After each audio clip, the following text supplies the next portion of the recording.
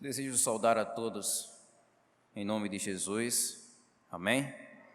Eu queria convidar vocês para a carta de Filemon e nós estaremos iniciando uma sequência de mensagens, uma série de mensagens na carta de Filemon, onde nós estaremos estudando a mensagem que essa carta traz para as nossas vidas, para a nossa igreja. E hoje nós estaremos aprendendo sobre sofrimento, igreja e uma vida cristã digna de ser imitada. Vamos olhar então para os primeiros 7 versículos dessa carta.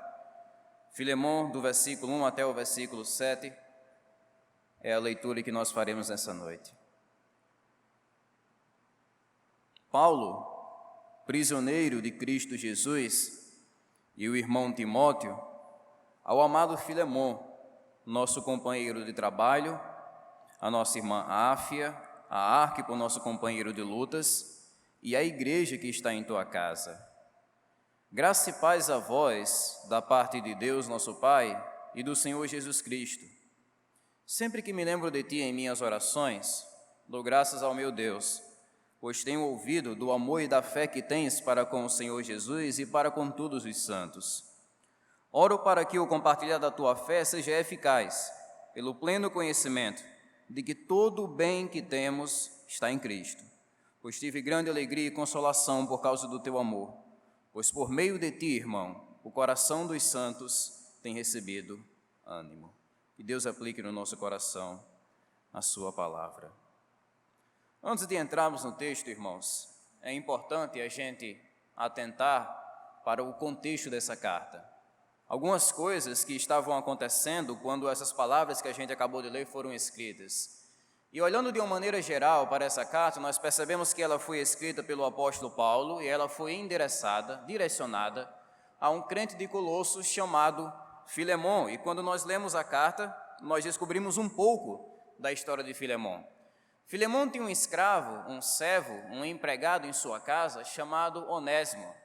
E um dia, Onésimo decidiu tomar a atitude radical de fugir, de quebrar o contrato que ele tinha com Filemon e fugir em direção a Roma, o que não era uma coisa nada fácil naquele contexto geográfico, porque de Colossos até Roma você tinha uma viagem mais ou menos de 2.000 quilômetros de distância. E aí você começa a imaginar como era dura aquela viagem para Onésimo fazer, sendo que naquela época não tinha carro, não tinha moto, nem mesmo uma bicicleta, muito menos avião. O máximo que ele poderia arrumar era um jumentinho ou então uma carroça para ele pegar carona aqui e acolá. Mas Onésimo fugiu em direção a Roma, ele fez esse esforço, esse sacrifício, porque ele era um cara esperto, muito esperto. Roma naquela época era uma grande cidade, com mais ou menos 1,5 milhão de habitantes. E eu não sei se vocês já assistiram aqueles filmes de polícia e ladrão, mas quando o ladrão ele está fugindo da polícia, a primeira coisa que ele faz é correr para o meio da multidão. Por quê? Porque lá na multidão ele pode se esconder facilmente. Ele corre para o meio da multidão, ele despista assim os policiais e facilmente ele se perde no meio daquele tumulto, no meio daquele povoado. Onésimo estava pensando nisso quando ele fugiu até Roma. Ele queria se perder no meio daquela multidão a fim de não ser encontrado e levado de volta para o seu senhor, para a casa de Filemon. Só que pela providência de Deus, 2 coisas acontecem quando Onésimo chega na cidade de Roma. Primeiro, Onésimo conhece o apóstolo Paulo e segundo, Onésimo conhece o evangelho que Paulo anunciava. E quando Onésimo conhece esse evangelho, o evangelho de Jesus Cristo, esse evangelho transforma a vida desse escravo. Ele se converte, ele é transformado pelo poder da palavra. E aí Paulo, no meio daquele discipulado pessoal, ele dá um conselho a Onésimo. Ele diz: olha, Onésimo, eu sei que você é salvo, eu sei que você vai para o céu, mas tem uma coisa que a gente precisa resolver aqui na terra. Você precisa voltar lá para Colossos e você precisa reatar, restaurar e se reconciliar com o seu Senhor a quem você prejudicou. Você precisa consertar o prejuízo que você causou à família de Filemon. E assim, Onésimo é enviado pelo apóstolo Paulo de volta a Filemon, e Paulo não envia ele de mãos abanando. Ele escreve uma carta, que é a carta que a gente leu aqui, uma porção dela. Ele escreve uma carta e o principal objetivo de Paulo nessa carta aqui, que a gente leu um pouco dela, é justamente interceder pela vida de Onésimo. Essa carta de Filemon é uma carta de intercessão. E o objetivo primário de Paulo era justamente reconciliar esses dois camaradas. E à medida que a gente analisa essa carta, que a gente caminha por esses versículos, e a gente analisa esse processo de reconciliação, nós temos muitas coisas para aprender, muitas lições para a gente aprender sobre graça, amor, liderança, compaixão, perdão, serviço, hospitalidade e inúmeras lições que têm uma grande relevância para a nossa vida cristã e para a nossa igreja. Hoje eu quero enfatizar para vocês o caráter de Filemon, a pessoa de Filemon, quem Filemon era. E o que veremos aqui, como o tema que eu disse a vocês sugere, o que nós veremos em Filemon é uma vida cristã que é digna não apenas de ser admirada, mas uma vida cristã que é digna de ser imitada. Mas antes de falarmos sobre Filemon, vamos ler o primeiro versículo e observar uma breve descrição que temos sobre a vida de Paulo. O texto começa dizendo: Paulo, prisioneiro de Cristo Jesus. Eu confesso a vocês que a gente poderia passar o resto da noite só nessa pequena frase, Paulo, prisioneiro de Cristo Jesus. Existem grandes lições para a nossa vida espiritual aqui, e eu quero me deter nela por alguns minutos, para que a gente possa aprender algumas coisas para a nossa vida espiritual. Existem basicamente 3 coisas que eu quero identificar com vocês nessa pequena frase, 3 coisas sobre a vida do apóstolo Paulo. Em primeiro lugar, vejam a fé de Paulo. Paulo pregou o evangelho de Jesus Cristo quando esteve aqui na terra, e o resultado que ele teve, a recompensa que ele teve por pregar o evangelho, por anunciar as boas novas de Cristo aos pecadores, foi justamente ser lançado em uma prisão. Mas é interessante notar que, apesar de estar com as algemas do Império Romano, Paulo não se apresenta nessa carta como um prisioneiro de Roma. Ele não se identifica dizendo Paulo, prisioneiro de Roma. Não, ele diz Paulo, prisioneiro de quem? De Cristo Jesus. Isso mostra o comprometimento que o apóstolo Paulo tinha com Jesus, não apenas quando tudo estava dando certo, mas inclusive quando tudo estava dando errado. É impossível a gente ler a história do apóstolo Paulo sem perceber a realidade que está por trás dessa frase. A realidade de que Paulo pertencia ao Senhor Jesus Cristo com tudo aquilo que ele tinha, com tudo aquilo que ele era. O maior interesse de Paulo era avançar o reino de Jesus, manifestar a glória de Jesus e pregar o evangelho de Jesus para a salvação do povo. O maior compromisso desse apóstolo não era com o seu bem-estar, não era com o seu conforto, não era com o seu sucesso pessoal. O maior compromisso dele era com Cristo. A vida de Paulo era uma vida que nós podemos chamar de uma vida sacrificial. Não necessariamente uma vida confortável, mas uma vida sacrificial que é conduzida por meio dos sacrifícios que ele faz por Cristo. E é importante a gente notar esse primeiro detalhe aqui, logo no comecinho da carta, que é mais ou menos como se Paulo estivesse preparando o terreno, como se Paulo estivesse preparando o coração de Filemon, dizendo: olha, Filemon, eu sei que o que eu vou pedir para você vai ser algo difícil. Eu sei que vai ser um sacrifício, você olhar para Onésimo e você perdoar ele, você se reconciliar com ele depois que tudo que ele fez com você, depois ele trair você, roubar você. Eu sei que é difícil, eu sei que é um sacrifício, mas eu quero que você veja que o sacrifício que eu estou fazendo pelo reino é muito maior do que o sacrifício que eu estou pedindo a você. Então, diante do que eu estou fazendo agora, como um prisioneiro de Cristo, diante do meu sacrifício, o sacrifício que eu estou pedindo a você é fichinha, é coisa simples. Isto mostra, irmãos, para nós o segundo aspecto da vida de Paulo, que Paulo não era apenas um homem de fé, mas com uma fé sólida, a força da fé de Paulo. A fé que Paulo tinha em Cristo não era uma fé fraca, não era uma fé superficial, uma fé que era facilmente arrancada com qualquer tipo de dificuldade, com qualquer vento de obstáculos, de lutas. Pelo contrário, a graça de Deus na vida de Paulo capacitava ele a manter a sua fé em Jesus, mesmo diante das piores situações. O comprometimento de Paulo com Cristo não dependia das circunstâncias. O comprometimento de Paulo com Cristo não dependia das situações da vida. Quando a gente lê o livro de Atos, a gente vê isso. Ele sempre esteve enfrentando adversidades, obstáculos, dificuldades, mas ele nunca desistiu. Mesmo na prisão, Paulo continuava dando um jeito de avançar o reino de Jesus Cristo, e é por isso que ele se apresenta aqui como um prisioneiro de Cristo. E aqui nós somos conduzidos ao terceiro aspecto da vida de Paulo, que é não apenas a fé dele, não apenas a força dessa fé, mas também a humildade de Paulo. Vejam a apresentação de Paulo, irmãos. Vejam que humildade. Paulo, prisioneiro de Cristo. Nós vivemos em uma época onde as pessoas fazem questão de se exibirem.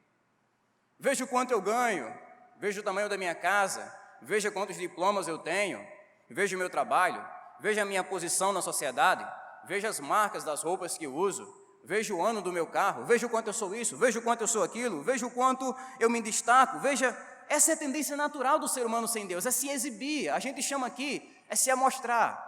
Essa é a tendência natural do ser humano sem Deus, é o exibicionismo, mas nós vemos algo diferente na vida do apóstolo.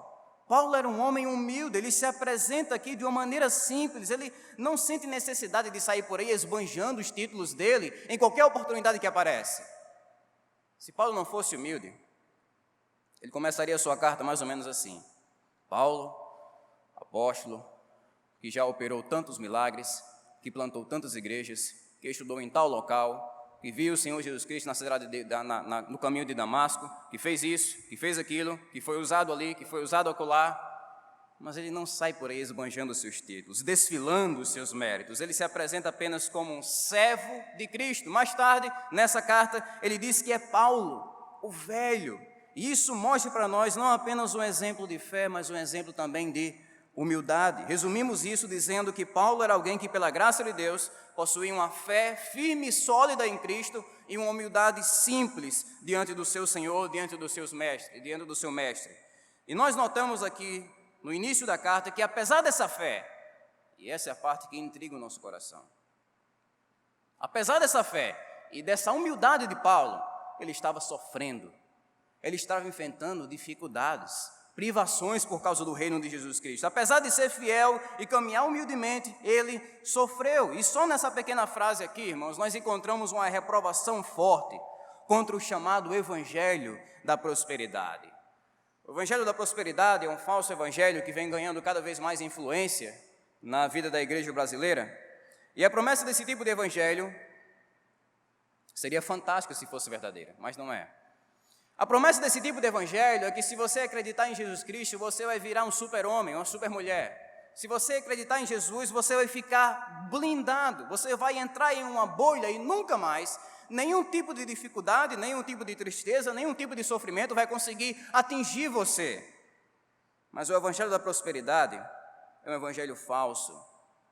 Eles pregam que se você está passando por sofrimento, se você está passando por dificuldade, então é porque você não tem fé, ou então uma fé muito fraca. Mas vemos aqui em Filemão que apesar da fé de Paulo e da humildade dele, ele enfrentava severas dificuldades por causa de Cristo, por causa do reino de Cristo.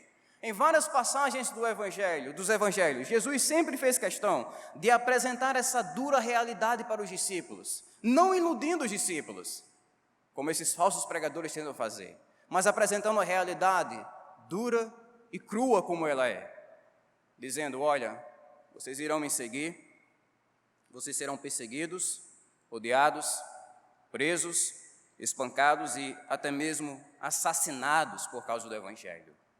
Quando nós retrocedemos um pouco mais e olhamos para o Antigo Testamento, vemos a mesma coisa. Os profetas eram homens de Deus, servos de Deus, mas apesar disso, enfrentaram o dilema da dor, o dilema do sofrimento. Se você puder pular algumas páginas, depois de Filemão nós temos Hebreus, e eu quero ler com vocês um texto em Hebreus, capítulo 11, versículo 35.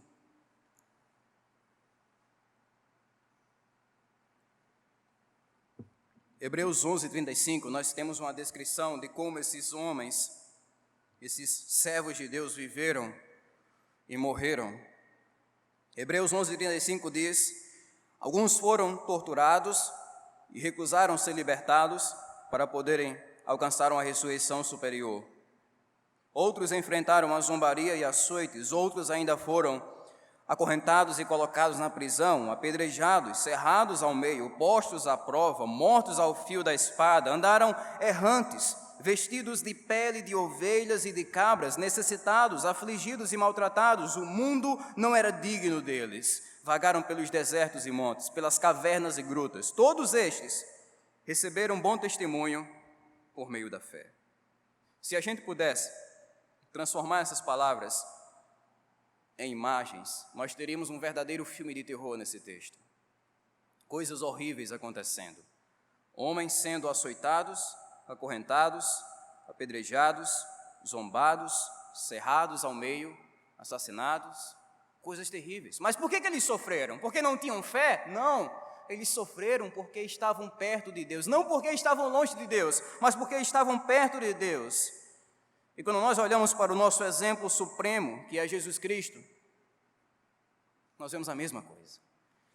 Eu fico me perguntando o que é que os pregadores da prosperidade fazem diante do exemplo de Jesus Cristo, porque na lógica da teologia da prosperidade, se você sofre, você não tem fé. E isso dá um dilema, um nó na nossa cabeça quando a gente olha para a vida de Jesus. Porque o sofrimento era algo que estava pesando constantemente nos ombros de Jesus Cristo. Mesmo ele sendo fiel, mesmo sendo obediente à missão que recebeu do Pai, ele enfrentou severas perseguições e sofrimento por causa dessa missão. E esses exemplos de Paulo em Filemon, dos evangelhos, dos discípulos, dos profetas do Antigo Testamento e do próprio Cristo, todos esses exemplos mostram para nós o quanto a teologia da prosperidade é estranha à palavra de Deus. Sofrimento, irmãos, não é sinal de falta de fé, pelo contrário, a Bíblia apresenta o sofrimento como algo inevitável para nós. Jesus disse em Mateus 5, versículo 10 ao 12, bem-aventurados serão vocês quando perseguirem vocês por causa da justiça, porque o reino dos céus é de vocês. Bem-aventurados sois vós quando vos injuriarem, mentindo e caluniarem vocês, disserem todo mal contra vós por minha causa, regozijai-vos e alegrai-vos, porque grande é o vosso galardão no reino dos céus, pois assim perseguiram os profetas que vieram antes de vocês. Vocês são sal da terra, vocês são a luz do mundo. O sofrimento é inevitável para nós. E Paulo está sofrendo aqui justamente porque está enfrentando essa realidade. Ele está sofrendo aqui não porque não tem fé, ele está sofrendo porque ele tem fé.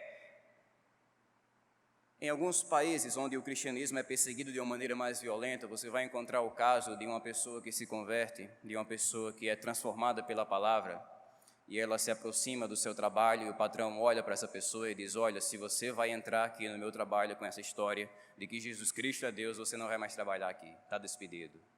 O camarada sai do seu trabalho, está começando a sua vida cristã, ele volta para casa, e o pai olha para ele e diz, olha, se você vem com essa história aqui de que Jesus é Deus, você não vai mais morar debaixo do meu teto, você vai embora daqui e você não vai mais ter contato com essa família.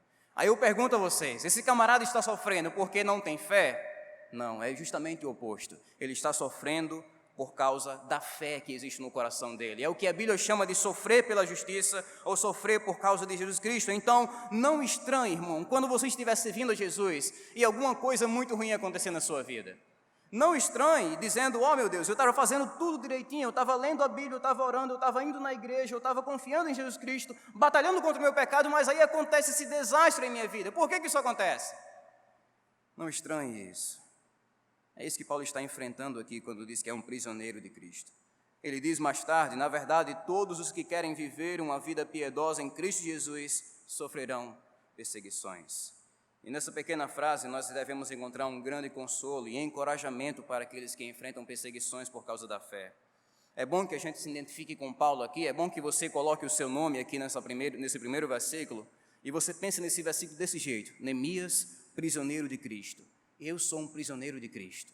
Vejam, irmãos, às vezes nós enfrentamos oposição não ao ponto de ser preso, mas às vezes é uma família que não entende sua fé, às vezes é companheiros no trabalho, na escola, que zombam da sua santidade, às vezes são ateus e pessoas que zombam do seu Deus. Nós enfrentamos dificuldades, mas isso não deve causar espanto no nosso coração. Nós devemos olhar para essa frase e ver que o mesmo Deus que sustentou Paulo naquela dificuldade é o Deus que nos sustenta em nossas lutas. Então olhe para a sua vida desse jeito, não olhando para si mesmo como um prisioneiro da doença, como um prisioneiro da depressão, um prisioneiro da ansiedade, um prisioneiro da crise, um prisioneiro do pecado, não, mas olhando para si mesmo como um prisioneiro de Cristo Jesus. E é assim que nós encaramos as nossas lutas, com firmeza, com firmeza. A parte B do versículo 1 e o versículo 2, nós temos uma descrição que Paulo traz de Filemon. Ao amado Filemon, diz Paulo, nosso companheiro de trabalho, a nossa irmã Áfia, a Arquipo, nosso companheiro de lutas, e a igreja que está em tua casa. Esse é o retrato que Paulo traz sobre quem é Filemon, sobre a pessoa de Filemon. E existem 3 coisas que Paulo fala sobre Filemon nesses versículos.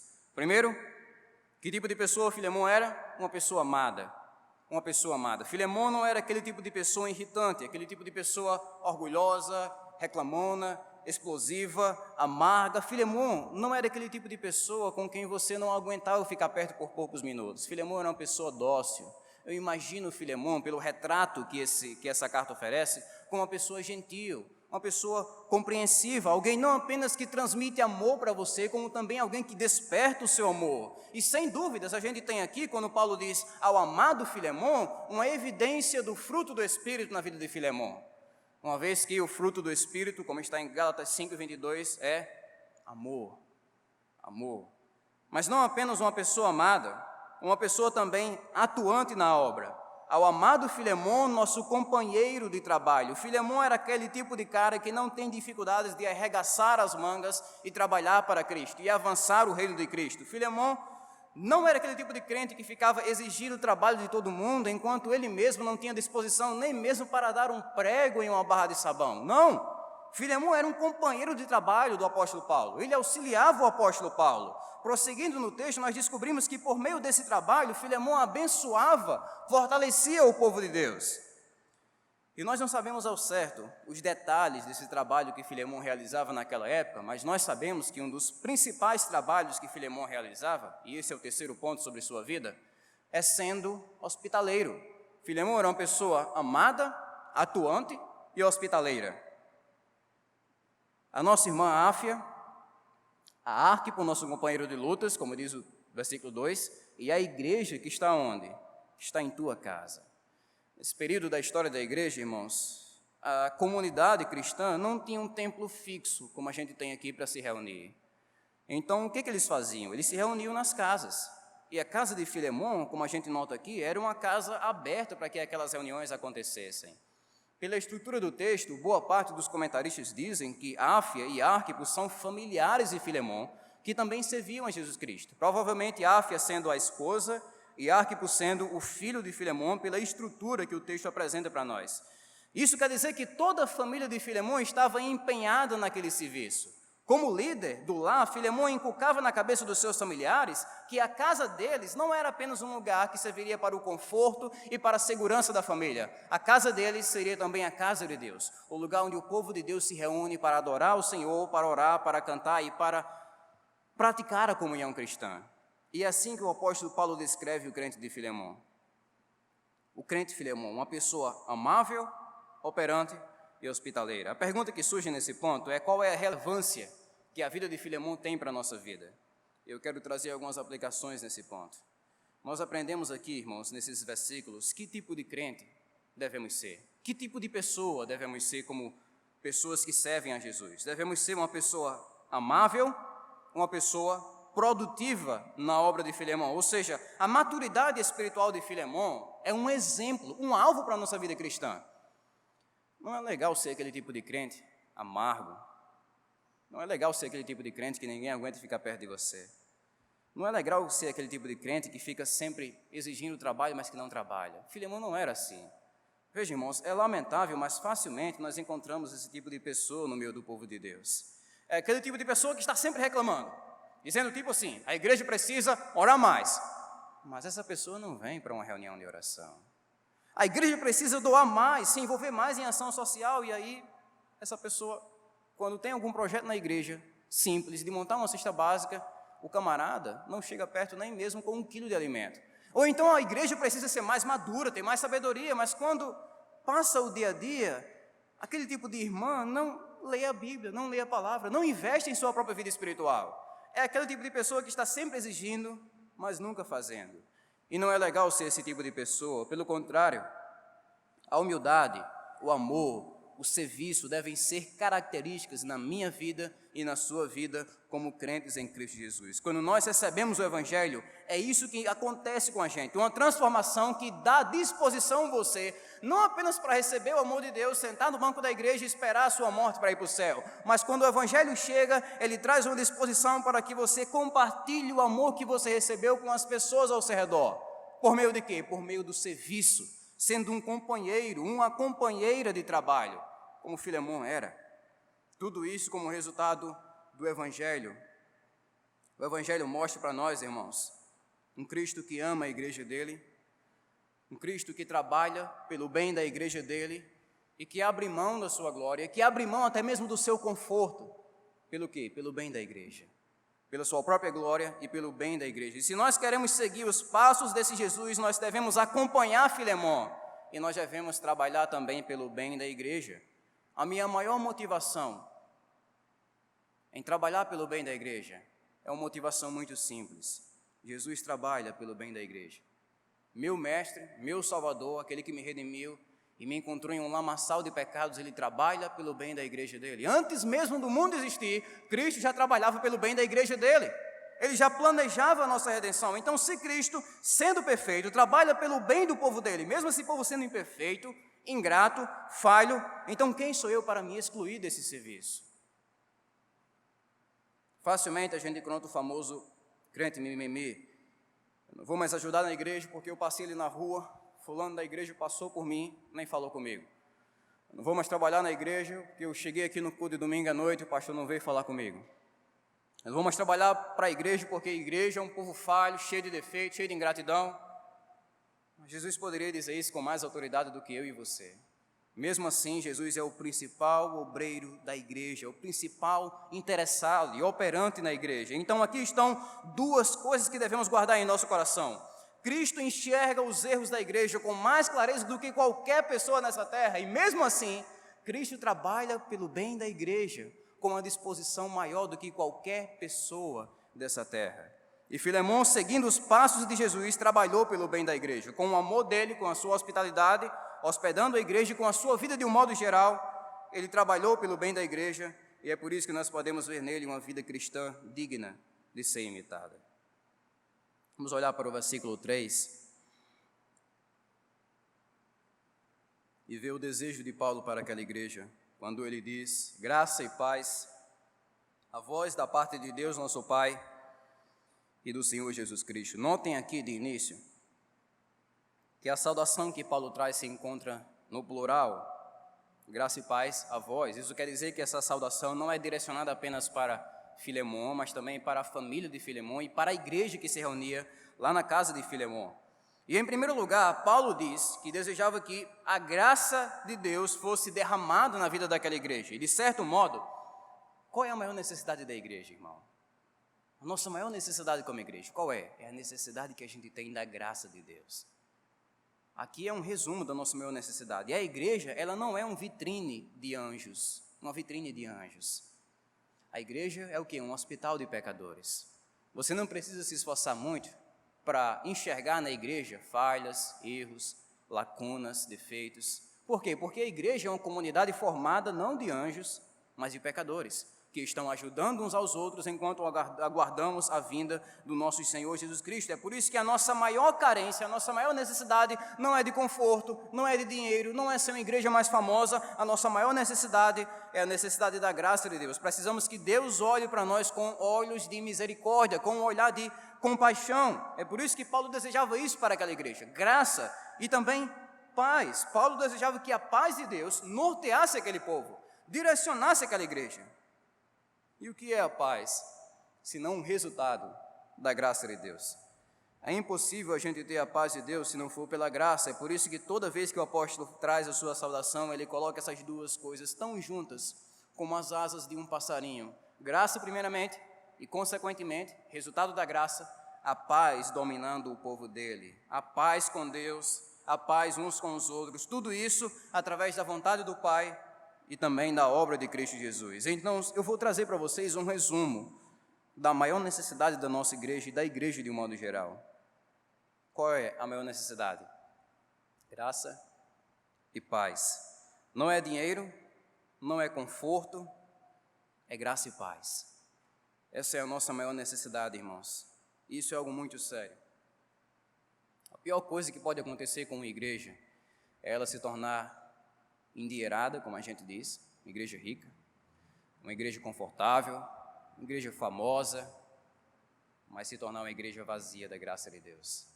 É o pior desastre que pode acontecer com qualquer igreja, uma igreja se tornar confortável, rica, mas vazia da graça de Deus. É por isso que nós precisamos orar pela graça de Deus na vida da nossa igreja, da igreja brasileira, da igreja espalhada pelo mundo, porque é pela graça que pecadores são convertidos, é pela graça que obreiros são levantados, é pela graça que a igreja é avivada, é pela graça que o nome de Jesus é exaltado e a paz é estabelecida na unidade da igreja. Esse é o nosso maior tesouro que recebemos do próprio Cristo, a graça dele.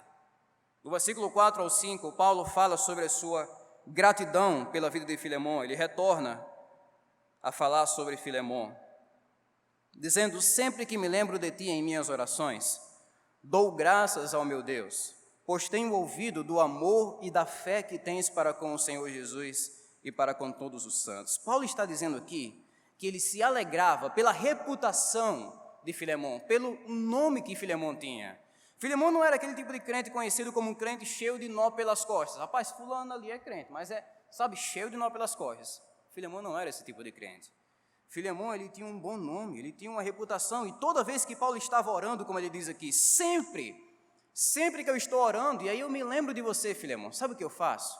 Eu agradeço pela sua vida, eu dou graças ao meu Deus. E o texto no grego aqui, a maneira de simplificar esse versículo aqui, Paulo diz que dava graças a Deus por causa da fé que Filemon tinha em Cristo e o amor que ele tinha também pelos santos. Ele conheceu esse testemunho de Filemon, provavelmente por Epáfras e Onésimo, que contaram a Paulo sobre a vida atual de Filemon, e aí ele se alegrava, isso tudo despertava alegria no coração do apóstolo Paulo. Ele diz: olha, sempre quando eu estou orando e eu me lembro de você, nossa, existe uma alegria que invade o meu coração e eu agradeço a Deus pela sua vida. Isso é um ponto propício para a gente refletir sobre a nossa própria vida. Deixa eu colocar isso aqui em forma de pergunta. Filemon despertava alegria no coração de Paulo. E você?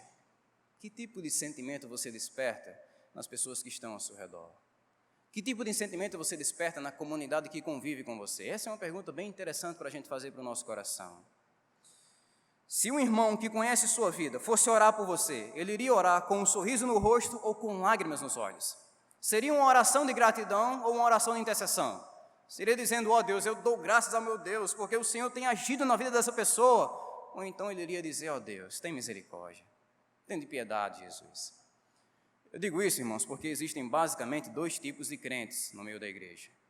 Aquele crente que serve para a alegria do povo de Deus, que serve para fortalecer o povo de Deus, e aquele crente, aquele outro tipo de crente, que serve para o desencorajamento e para a tristeza do povo de Deus. E não se espantem, as coisas sempre foram assim, sempre. Desde o início da igreja você tem esses dois tipos de pessoas. Um fortalece o povo, outro é uma pedra de tropeço, outro causa tristeza, desencorajamento para o povo. Toda igreja tem esse tipo de coisa. Na igreja primitiva, a gente vê que de um lado tem quem? Tem Barnabé, servindo para encorajar o povo, para alegrar o povo. Do outro lado, Ananias, servindo para entristecer o povo. Toda igreja tem isso. Tem o Josué e Caleb de um lado que estão dizendo: vamos lá, a terra é nossa, vamos conquistar pelo poder de Deus. E do outro lado, você tem os 10 espias. Olha, não vai dar certo não, a gente vai morrer. E assim eles desanimam o povo de Deus. Por isso é bom que a gente examine o nosso próprio coração e veja de que lado nós estamos nessa história. Veja se a sua vida e a minha vida tem sido um tônico para a nossa igreja ou um veneno para a nossa igreja. E é assim que nós podemos examinar o nosso coração. Toda vez que não fazemos caso da palavra, toda vez que negamos o perdão ao próximo, toda vez que somos insubmissos, toda vez que usamos a nossa liberdade para ferir um irmão, toda vez que nos entregamos ao orgulho e espalhamos contendas por meio de palavras más e fofocas, toda vez que somos legalistas ou liberais, estamos servindo como um veneno para o povo de Deus. E devemos cuidar para que não sejamos assim, irmãos. Devemos ser como Filemon, despertar alegria no coração da nossa comunidade, ânimo. E por último, vamos olhar para a oração que Paulo faz pela vida de Filemon, no versículo 6 e 7. Eu oro, Filemon, para que o compartilhar da tua fé seja eficaz, pelo pleno conhecimento de que todo o bem que temos está em Cristo, pois tive grande alegria e consolação por causa do teu amor. Pois por meio de ti, irmão, o coração dos santos tem recebido ânimo. Nos versículos anteriores, vocês viram comigo que Paulo falou que estava orando, mas até agora a gente não sabia pelo que ele orava, qual era o conteúdo dessa oração. E Paulo apresenta agora o conteúdo Ele orava para que Filemão pudesse compartilhar a fé dele de um modo eficaz, sabendo que esse é o resultado de estar em Jesus. Ou seja, em outras palavras, ele orava para que Filemão pudesse compartilhar a fé que ele tinha no coração. Não deixe sua fé escondida, não suprima, não sufoque, não enforque sua fé. Compartilhe sua fé, manifeste sua fé por meio das boas obras. E é assim que Paulo está preparando o coração de Filemão. Lembrem disso. É assim que Paulo está preparando o terreno para o pedido que ele vai fazer mais tarde, para perdoar Onésimo. É como se ele estivesse dizendo, olha, a vinda de Onésimo vai ser uma oportunidade única, vai ser uma oportunidade singular para você mostrar que realmente você acredita em Jesus. Então, Filemão, não retroceda, não sufoque sua fé, compartilhe sua fé, eu estou orando por isso. Então, essa vinda de Onésimo e o perdão que Filemão iria conceder a Onésimo seria um compartilhamento, uma manifestação da fé que Filemão tinha no coração. E uma coisa que a gente nota aqui é a metodologia de Paulo para resolver os problemas da igreja. Vocês notam que ele sempre resolve os problemas por meio da oração? Em toda a carta. Sempre quando Paulo vai escrever uma carta, ele está dizendo isso, eu estou orando por você, eu estou orando por isso aqui. Antes de Paulo apresentar qualquer tipo de exortação, qualquer tipo de pedido, ele já diz que está orando. Existem basicamente duas maneiras da gente resolver os nossos problemas, seja aqui na igreja, em casa, na cidade, em nossos relacionamentos pessoais, no trabalho. Existem basicamente duas maneiras, dois caminhos, duas opções. Ou a gente vai resolver isso com as nossas próprias mãos, com a nossa própria sabedoria, ou a gente, como Paulo faz aqui, dobra os nossos joelhos e ora. E pede a Deus direcionamento, sabedoria, mostrando assim a nossa dependência do Senhor. Paulo priorizava a oração na resolução dos problemas da igreja, e nós devemos fazer isso também, irmãos, nos problemas que aparecem no nosso dia a dia.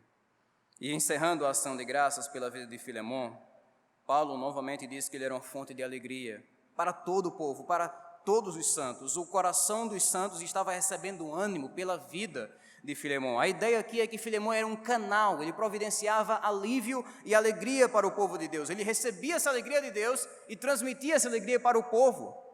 E sem dúvidas, pela descrição que Paulo faz dele aqui e no restante da carta, Filemão mostra para nós uma vida cristã que é digna de ser imitada. E eu encorajo vocês a estudarem a vida desse servo de Deus e enxergarem na prática o que é que o Evangelho faz na vida de um ser humano. Ele transforma você em uma pessoa amorosa, em uma pessoa atuante na obra, em uma fonte de alegria para os demais, alguém que vive para a glória de Deus. Por isso é bom, irmãos, que a gente não apenas admire essas virtudes, mas que a gente possa cultivar essas virtudes em nossa própria vida, para que assim Deus use a nossa vida para o bem do povo dele e para a manifestação da glória dele em nosso meio. Amém, queridos? Que Deus nos abençoe.